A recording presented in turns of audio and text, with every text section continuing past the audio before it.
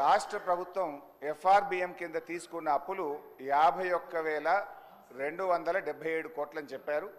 Of course ఈరోజు ఉదయం నేను రిజర్వ్ బ్యాంక్ ఆఫ్ ఇండియాది కూడా రిపోర్ట్ తీసుకున్న పొద్దున్నే నెట్లో ఈరోజు కలిపితే ఇంకో 3,000 కోట్లు పెరిగింది.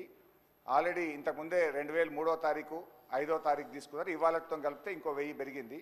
55,277 కోట్లు ఎఫ్ఆర్బిఎం కింద తీసుకున్నారు. కార్పొరేషన్ గ్యారంటీల కింద 61,991 కోట్లు తీసుకున్నారు. 10,099 కోట్లు గ్యారంటీ లేకుండా తీసుకున్నారు. మొత్తంగా కాంగ్రెస్ పార్టీ ఏడాది పాలనలో చేసిన అప్పు ఎంత అంటే 1,27,208 కోట్లు. ఒక్క ఏడాదిలో వీళ్ళు చేసిన అప్పు 1,27,208 కోట్లు. 5 ఏళ్లకు మనం లెక్క కడితే ఎంత అవుతుందంటే అధ్యక్ష 6,36,040 కోట్ల రూపాయలు 5 ఏళ్లలో కాంగ్రెస్ ప్రభుత్వం చేయబోయే అప్పుగా దీన్ని బట్టి మనకు స్పష్టంగా కనబడతా ఉంది.